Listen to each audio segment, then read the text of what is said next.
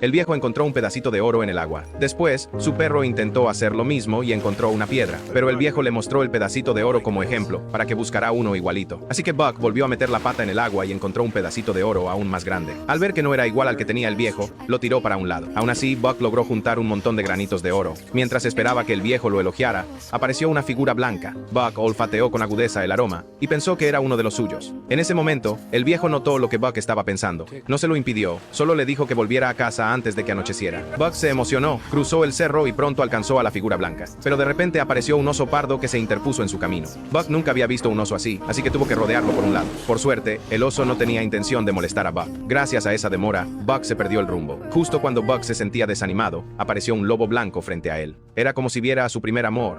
Buck se puso tímido y no se atrevía a moverse ni un centímetro. Cuando intentó extender la pata para saludar, el lobo blanco lo rechazó. Buck miró cómo se alejaba la figura y se quedó con una sensación de tristeza en el corazón. Pero la diferencia entre especies es un abismo que es difícil cruzar. Desde entonces, Buck no comía ni dormía bien. El lobo blanco dejó una huella en su corazón que no se olvidaba nunca. Además, Buck ya no se quedaba en casa mucho, y el viejo no podía hacer nada al respecto, porque Buck siempre se escondía a lo lejos, observando a escondidas cada movimiento del lobo blanco, pero su olor siempre lo delataba, y el lobo blanco lo notaba. Un día, el jefe de la manada se resbaló sin querer y cayó en un río caudaloso. Al otro lado del río había un acantilado. Aunque el lobo blanco corrió lo más rápido que pudo, el río se lo impidió avanzar.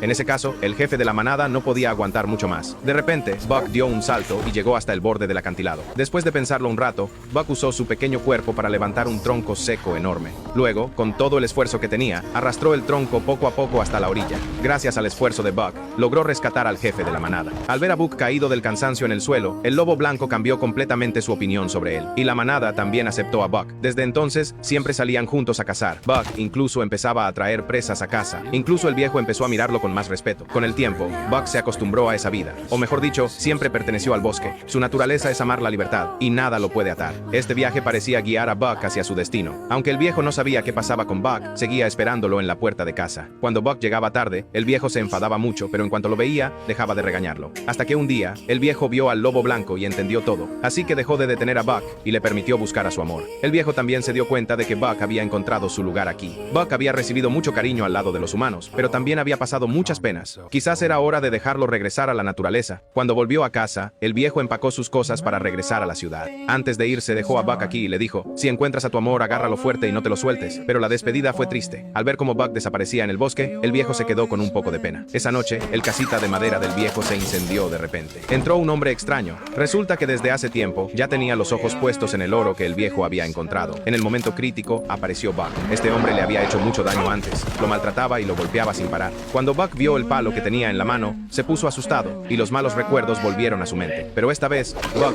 ya no era el mismo de antes. Al final, lo empujó hacia la casa en llamas. Y Buck logró vencer el miedo que tenía en el corazón. Pero por desgracia, el viejo se quedó aquí para siempre. Desde entonces, Buck volvía a visitarlo de vez en cuando. Y también tuvo su propia familia. Ahora, él va a guiar a la manada hacia la gloria. Hasta aquí termina la película. Pero si quieres verla, la película se llama El llamado salvaje.